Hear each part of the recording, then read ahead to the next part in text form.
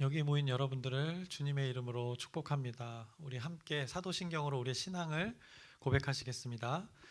전능하사 천지를 만드신 하나님 아버지를 내가 믿사오며 그 외아들 우리 주 예수 그리스도를 믿사오니 이는 성령으로 잉태하사 동정녀 마리에게 나시고 본디오 빌라도에게 고난을 받으사 십자가에 못 박혀 죽으시고 장사한 지 사흘 만에 죽은 자 가운데서 다시 살아나시며 하늘에 오르사 전능하신 하나님 우편에 앉아 계시다가 저리로서 산자와 죽은 자를 심판하러 오시리라.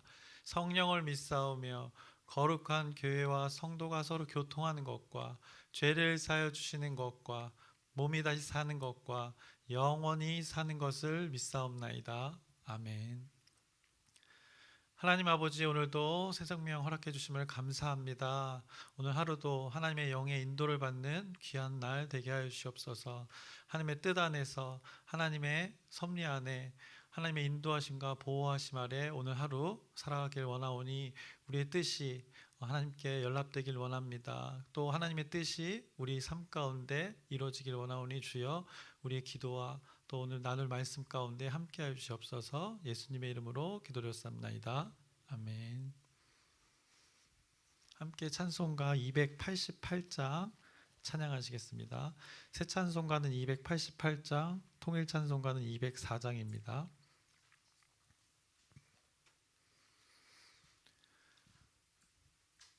예수를 나의 구주 삼고 성령과 피로써 거듭나니 이 세상에서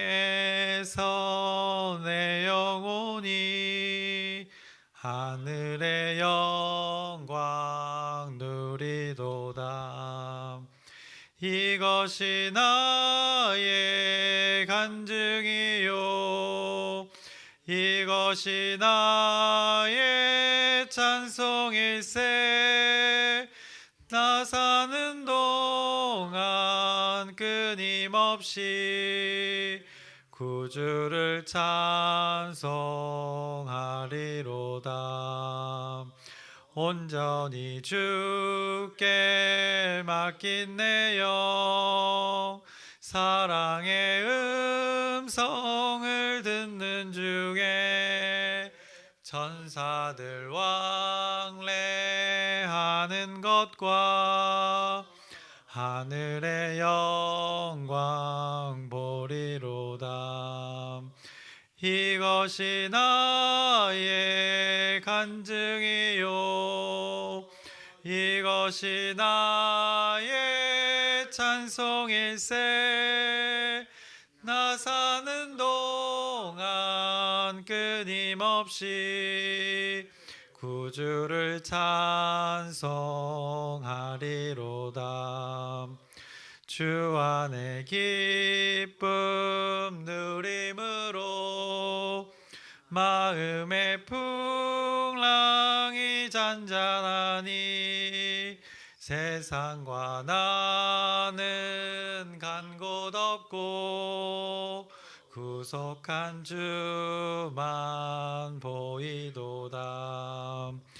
이것이 나의 간증이요 이것이 나의 찬송일세. 나 사는 동안 끊임없이 구주를 찬송하리로다.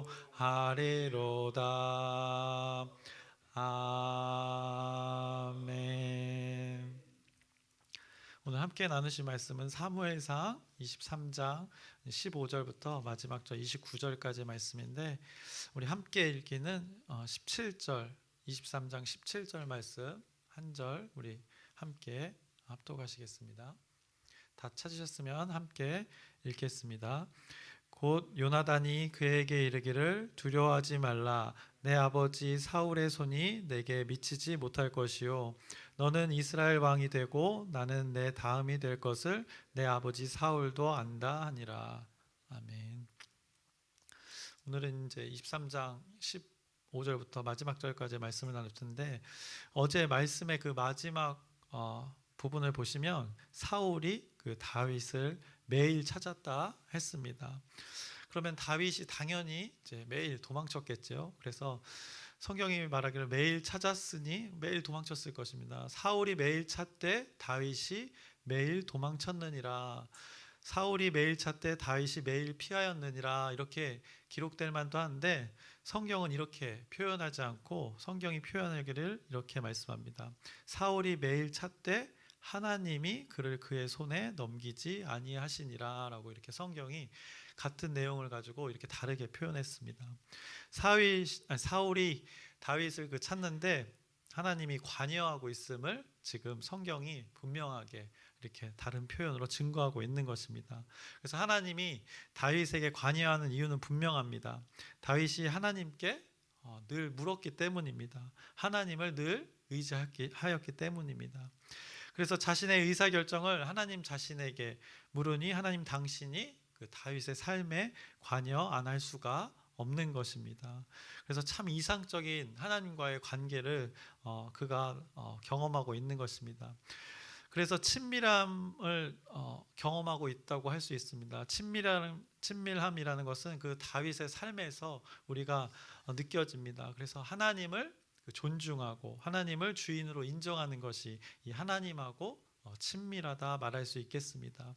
그래서 존중과 그 인정이 있을 때 친밀함도 있다는 것을 우리가 깨닫게 합니다.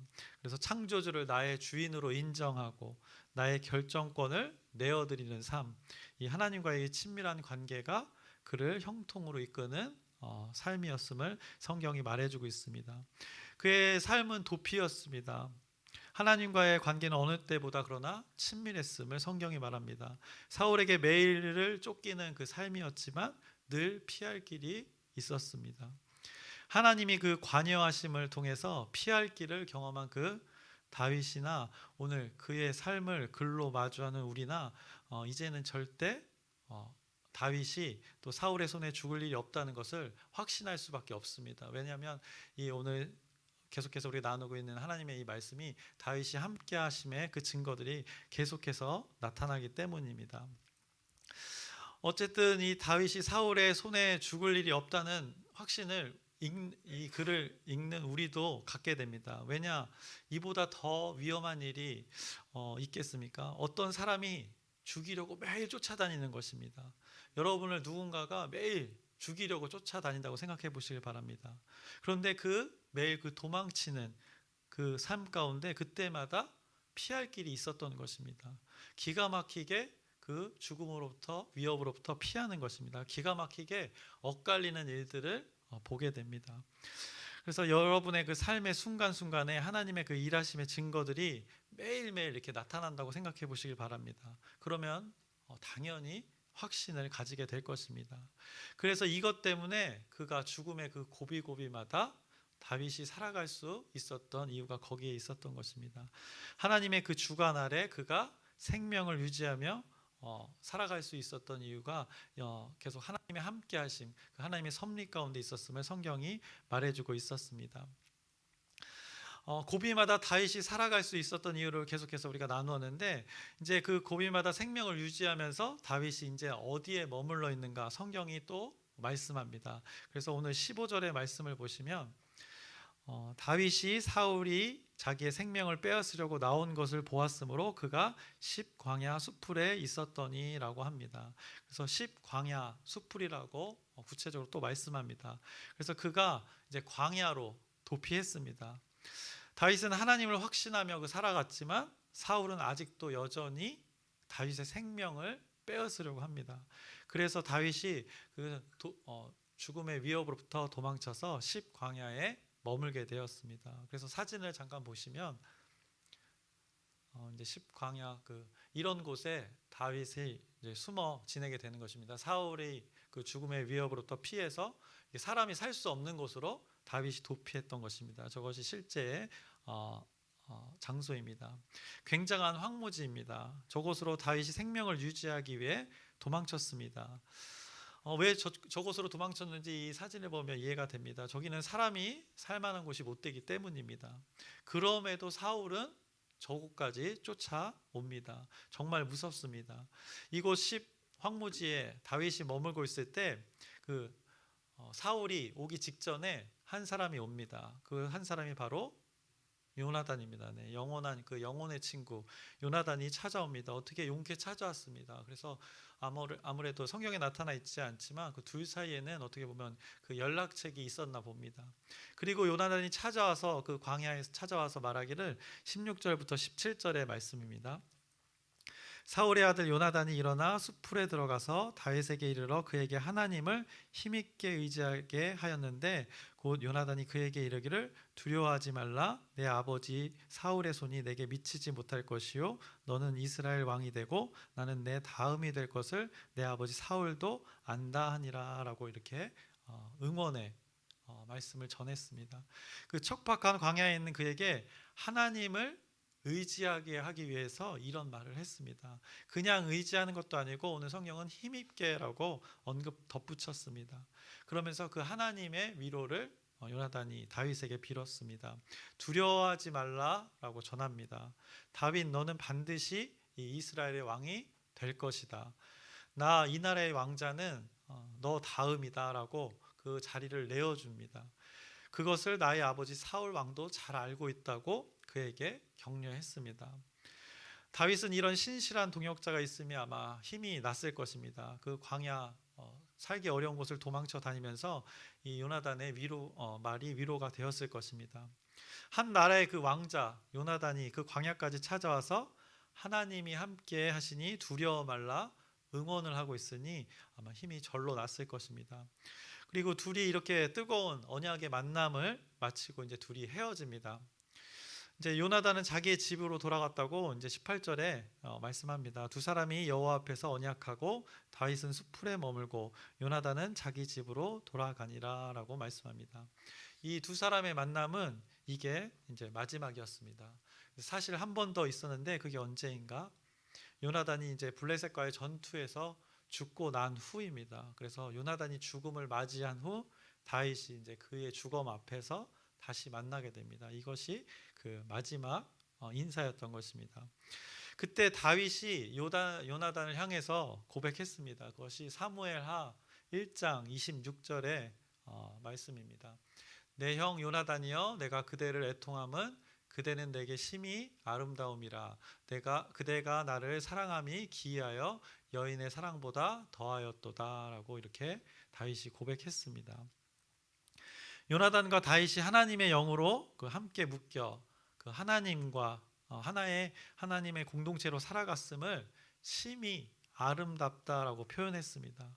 그리고 그 사랑이 사람의 사랑이 아니었기에 하나님의 사랑이 부음받은 사랑이었기에 그대가 나를 사랑함이 기이하였다고 다윗이 고백했던 것입니다. 여인의 사랑보다 더하였다고 그 사랑을 경험한 자가 다윗이 고백했던 것입니다.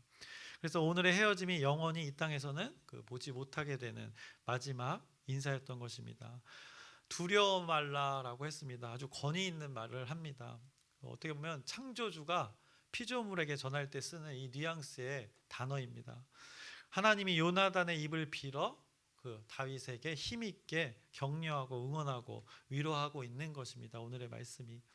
그래서 말씀을 계속해서 보시면 그 요나단과의 그 헤어짐 이후에 이제 사울의 동태에 대해서 성경이 말씀합니다. 다윗이 머물고 있는 곳이 어디였죠? 아까 십광야였습니다. 그런데 그곳에 사람들이 그 광야에 사는 사람들이 일부 있었습니다. 근데 그 사람들이 사울이 사는 기브앗까지 갑니다. 그래서 사울에게 다윗이 여기 숨어 있다고 그 소식을 전합니다. 하길라산 숲을 요새에 다윗이 숨어 있다고 그 사울에게 전합니다. 아주 구체적으로 그 정보를 전달합니다. 그래서 이것으로 보아서 사울의 세력이 아주 없는 상태는 아니었습니다. 다윗을 만만이라고 할 때 사울은 천천이라고 했으니 어느 정도 세력이 있었던 것입니다. 다만 이제 사울의 그 악행으로 그가 세력을 이제 급격히 잃고 있었는데 오늘 그 사울의 어떻게 보면 지지 세력을 만난 것입니다. 어쩌면 그 대학살 때문에 이 사람들이 그렇게 정보를 줬을지도 모릅니다.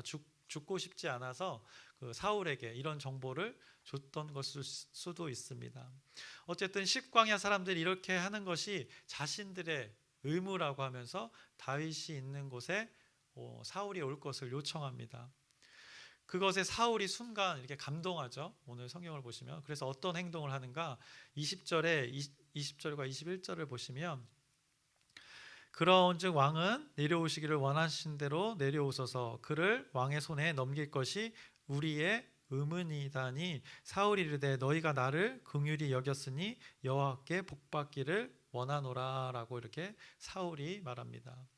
자신을 지지하는 그 세력 앞에 마음이 사울이 앞섰습니다. 그래서 또 성경이 말하기를 사울이 이르되라고 하면서 이렇게 말씀을 했습니다. 자신이 또 주체가 된 것입니다. 자신을 긍휼히 여겼다는 것입니다. 그래서 여호와의 이름으로 복을 받으라 말한 것입니다. 근데 보통 일반적으로 왕이 백성을 긍휼히 여기지 않습니까? 어렵고 힘든 백성들을 왕이 긍휼히 여기는 것이 일반적입니다. 그런데 백성들도 일반적인 곳이 그 광야, 그 십광야에서 사는 자들이 왕을 긍휼히 여겼다고 사울이 표현합니다. 그러니까 한마디로 이 어려운 곳에 사는 사람들이 그 왕을 지금 어떻게 보면 긍휼히 여기고 있는 것입니다. 그것이 무엇을 나타내냐? 사울의 그 영적 상태가 매우 고갈됨을 말하고 있는 것입니다. 어떻게 보면 당연한 것입니다. 하나님을 대적하는 일들은 영적으로 고갈되어 있을 수밖에 없습니다. 그것이 당연한 것입니다. 그 십광야 사람들을 사울이 축복하는데 여호와의 이름으로 축복합니다. 사울이 영적 고갈 상태가 그런 상태임을 분명히 드러내는 것입니다. 왜냐하면 다윗은 하나님의 공동체를 지금 이루어가고 있습니다. 하나님의 영이 함께하여서 하나님의 나라의 그 모델을 이루어가고 있는 상황인데 그 다윗을 대적하는 그 십광야의 사람들, 다윗이 그곳에 있다고 꼰지른 자들을 여호와 하나님의 이름으로 사울이 지금 축복하고 있는 것입니다. 그러니까 그 축복하는 그 주체 사울이 지금 분별하지 못하고 있음을 지금 성경이 말씀하고 있는 것입니다.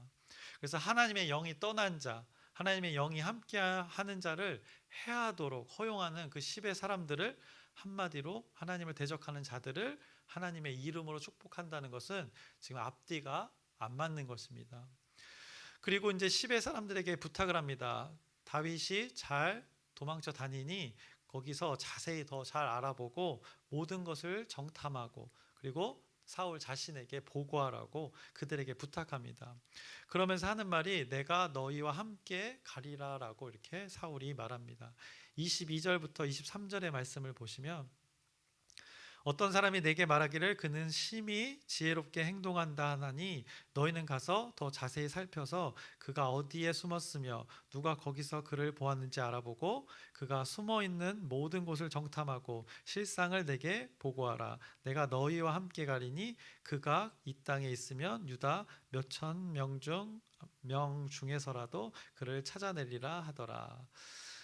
사울이 자기가 그들과 함께 한다고 합니다. 다윗의 공동체는 하나님이 다윗과 함께 한다고 이런 표현들이 있는데 여기에서는 대조적으로 사울이 그 대적하는 자들과 함께 하겠다고 이렇게 말하고 있는 것입니다. 하나님의 대적하는 무리들이 서로 결속하고 있는 것입니다. 그래서 십의 사람들이 결국 다윗의 위치를 또 파악했습니다. 그것이 24절의 말씀입니다. 그들이 일어나 사울보다 먼저 십으로 가니라. 다윗과 그의 사람들이 광야 남쪽 마온 광야 아라바에 있더니라고 말합니다. 마온 광야에 있다고 성경이 말씀합니다. 이것도 사진을 잠깐 참고하시면 이곳이 마온 광야입니다. 아까하고도 뭐 별반 다르지 않지만 좀 더 확대해서 나타낸 것입니다. 이곳에 이제 다윗이 또 도망치게 된 것입니다. 사울의 레이더가 이제 보통 레이더가 아닙니다. 사울의 레이더망에 또 다윗이 어떻게 보면 걸려들었습니다. 그래서 이제는 급박한 아주 추격전이 시작됩니다. 그것이 25절부터 26절에 말씀합니다. 사울이 산 이쪽으로 가매 다윗과 그의 사람들은 산 저쪽으로 가며 다윗이 사울을 두려워하여 급히 피하려 하였으나 이는 사울과 그의 사람들이 다윗과 그의 사람들을 에워싸고 잡으려 함이었더라. 이제 다윗이 도망치고 도망쳤는데 에워싸임을 당하고 있는 것입니다. 그 가운데 급박하고 위험했음을 알 수 있는 표현이 다윗이 두려워했다라고 표현합니다. 이제 생명의 위협이 진짜 또 자기의 앞에까지, 코앞 한 걸음 앞에까지 온 것입니다. 그때입니다. 아주 기가 막힌 타이밍입니다. 사울의 그 전령이 와서 급히 소식을 하나 전합니다. 무슨 소식을 전하느냐? 지금 블레셋 군이 쳐들어왔다고 지금 소식을 전합니다. 그래서 사울이 판단하기에 한 사람이 잡다가 이 초가상간 다 태워 먹을 판이 될 수도 있는 것입니다. 그래서 다윗 쫓는 것을 그 상태에서 포기하고 돌아갑니다. 그 블레셋 군과 싸우기 위해서 돌아갑니다. 지금 다윗이 있는 곳은 이스라엘의 동편 쪽입니다. 그런데 지금 블레셋의 경계는 어디입니까? 이스라엘의 서쪽 편입니다. 그러니 거의 지금 동쪽, 한참 동쪽까지 와 있는데 지금 블레셋 군이 서쪽에서 쳐들어왔기 때문에 그곳으로 지금 돌아감을 말씀하고 있습니다. 27절의 말씀입니다. 29절까지 제가 읽겠습니다. 전령이 사울에게 와서 이르되 급히 오소서 블레셋 사람들이 이 땅을 침노하나이다. 이에 사울이 다윗 뒤쪽 길을 그치고 돌아와 블레셋 사람들을 치러 갔으므로 그곳을 셀라 하마느곳이라 칭하니라. 다윗이 거기서 올라가서 엔게디 요새에 머무니라. 사울의 군사들이 떠난 지역을 셀라 하마느곳이라고 칭했습니다. 그것이 떠남의 바위라는 뜻입니다. 떠남의 바위. 다윗이 에워싸이고 잡히게 생긴 그 타이밍에 사울이 그곳에 머물 수 없는 블레셋 군의 그 공격이 반대편 쪽에서 있었고, 그로 인해서 이 마온 광야를 사울이 떠날 수밖에 없게 된 그 장소, 그래서 떠남의 바위라고 칭했던 것입니다. 그곳에는 하나님의 섭리가 있었던 것입니다.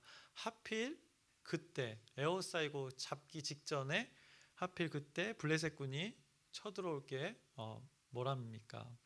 룻기에서 보시면 룻이 이스라엘 땅에 들어와서 밭에서 이삭을 줍는데 하필 그 밭이 보아스의 밭이었기에 특이한 그런 상황이 벌어지는 것처럼 오늘도 다윗이 이 잡히는 상황 속에서 블레셋 군이 쳐들어오는 아주 특이한 기이한 현상이 벌어졌습니다.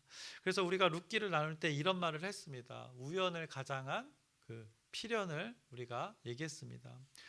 오늘 그 우연 속에 하나님의 필연이 또 있었던 것입니다. 오늘 앞서 19장에서도 다윗의 그 죽음의 위기 가운데 다윗을 대적하는 그 하나님을 대적하는 자들, 대적하는 자의 아들 요나단이 다윗을 도왔습니다. 그 죽음의 위협 가운데 요나단이 도왔습니다. 그리고 그의 딸 미갈도 도왔던 적이 있습니다. 그리고 하나님이 직접 개입하셔서 사울의 무리들이 옷을 벗고 알 수 없는 예언을 하게끔 하나님께서 직접 개입하셨습니다. 그래서 하나님의 주권이 오늘 가운데도 개입하셨습니다. 그런데 오늘 누구를 사용하셨습니까? 그 블레셋 군을 사용하신 것입니다. 할례 받지 않은 자들도 사용하셔서 하나님의 사람을 구원해 주심을 지금 성경이 말씀하고 있는 것입니다. 그래서 하나님의 사람을 어떤 방법으로든 무엇으로든 보호하고 인도하신다는 것을 오늘 말씀에 담아둔 것입니다. 하나님의 방법, 하나님의 길은 사람이 생각한 그 방법, 한두 가지 방법, 사람이 대안으로 준비한 어떤 플랜 B, 플랜 C, 이것과는 비교가 안 되는 것이 하나님의 방법이라는 것을 성경이 말씀해 줍니다. 그래서 다윗이 죽을 고비가 대체 몇 번이나 있었습니까? 벌써 죽었을 그 시간들이 너무나 많았습니다. 수십 번을 죽었을 그 생명이어야 됩니다. 그런데 오늘도 어김없이 그 하나님의 인도하심과 보호하심을 목격합니다. 그래서 다윗을 구하기 위해 하나님이 사울의 군대를 갑자기 떠나게 하신 것입니다. 그래서 그곳을 기념하는 이름으로 떠남의 바위, 그 셀라 하마느곳이라고 오늘 성경이 말씀하고 있습니다. 그것을 기념하면서 하나님의 일하심의 증거가 그곳에 남은 것입니다. 그래서 다윗과 요나단이 그 광야에 와서 다윗을 하나님의 마음을 전달했습니다. 그리고 사울과 십의 사람들이 대조가 됩니다. 그래서 하나님을 의지하는 자와 그렇지 않은 자를 오늘도 성경이 어김없이 말하고 있습니다. 그런데 이 와중에 계속해서 하나님이 말하는 것은 무엇인가? 나를 따르라, 나를 위해 무엇을 해라 말씀하지 않으십니다. 그보다 먼저 나 창조주 여호와는, 나 스스로 존재하는 나 여호와는 나의 백성, 나의 자녀들을 세상 끝날까지 인도하리라 라고 이렇게 오늘 말씀에서 선포하시는 것입니다. 그래서 마치 아이들을 공부 가르칠 때와 마찬가지입니다. 아이들을 이렇게 공부할 때 가르칠 때 보면 어떤 부모님들은 공부를 가르치고 학업에 성취를 하는 게, 흥미를 갖게 하는 게 목적인데 막 책상 정리, 공부하려면 이거부터 치우고 이거부터 치고 하다가 벌써 아이가 마음의 문이 닫혀서 학업의 그 성취를 이루지 못하는 경우가 있습니다. 그래서 요즘은 교육 방식이 다 놀이 방식이지 않습니까? 그래서 놀이로 먼저 흥미를 한 다음에 그 학업의 성취의 목적을 이루게 합니다. 그 목적을 달성하게 합니다. 이것이 하나님의 방식과 비슷합니다. 하나님께서는 여러분 한 사람 한 사람에게 회초리를 들고 이거에 저거에 지시하기 이전에 하나님의 사랑을 먼저 부어주십니다. 하나님의 인도하심과 그 하나님의 섭리를 여러분에게 먼저 베풀어 주십니다. 그러면 그 사랑을 맛본 자는 시키지 않아도 한다는 것이 하나님의 섭리입니다. 오늘 본문에서 다윗은 그 수많은 위기를 맞이합니다. 이곳저곳 생명이 살기 어려운 그 광야로 도망쳐 다녔습니다.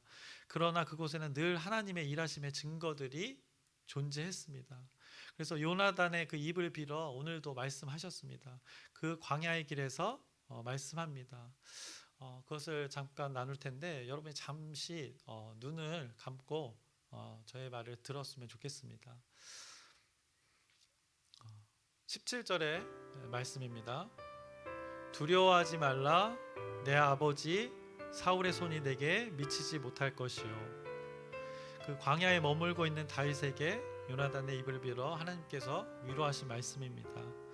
동일하게 오늘 여러분에게도 말씀하고 계십니다. 너의 고된 삶, 너의 인생의 삶에 나를 믿느라 고생이 많구나. 구별된 삶을 살아가느라 고생이 많구나. 너의 어려움과 힘듦 내가 다 안다. 마음이 무너질까 조마조마하는 너희들의 마음을 내가 다 안다. 이 다윗에게 했던 말씀, 두려워 말라. 악한 세력의 손이 너에게 미치지 못하리라. 오늘 사무엘상의 말씀으로 우리를 위로하시고 여러분에게 힘주시고 하나님께서 인도하심을 선포하고 계십니다. 이 살아계신 하나님을 여러분이 의지하시길, 동행하시길 주님의 이름으로 축원합니다. 기도하겠습니다. 하나님 아버지, 오늘도 어김없이 하나님의 말씀을 나누었습니다. 그 다윗의 수십 번의 죽음의 위기 가운데 하나님의 인도하심을 우리가 목격합니다. 하나님의 보호하심을 목격합니다. 우리가 이 자리에 있는 것 하나님의 인도하심과 보호하심 때문입니다. 그것을 우리가 깨달아 오늘 우리 평생의 삶 가운데 하나님께 진실된 반응으로 살아가게 하셔서 하나님의 그 인도하심과 보호하심을 기억하며 그 두려워 말라 하시는 그 하나님의 음성을 기억하며 오늘 하루 평생의 삶을 살아가게 하여 주시옵소서. 예수님의 이름으로 기도드렸사옵나이다. 아멘. 하늘에 계신 우리 아버지여, 이름이 거룩히 여김을 받으시오며 나라의 마옵시며 뜻이 하늘에서 이루어진 것 같이 땅에서도 이루어지이다. 오늘날 우리에게 일용할 양식을 주옵시고 우리가 우리에게 죄 지은 자를 사하여 준 것 같이 우리의 죄를 사하여 주옵시고 우리를 시험에 들게 하지 마옵시며 다만 악에서 구하옵소서. 나라와 권세와 영광이 아버지께 영원히 있사옵나이다. 아멘. 기도 제목 우리 짧게 나누겠습니다. 오늘 있을 그 금요 예배가 그 하나님의 은혜의 현장이 되기를 여러분의 기도 부탁드립니다. 그리고 주일에 있을 사무처리의 그 한 해를 결산합니다. 그 가운데 지혜와 명철을 허락해 달라고 여러분의 기도 부탁드립니다. 그리고 한 해가 다가고 이제 새해를 준비하는 이 시간 늘 우리를 인도하시는 하나님의 일하심을 여러분이 구하면서 우리 함께 주여 크게 한번 부르짖고 함께 기도하시겠습니다. 주여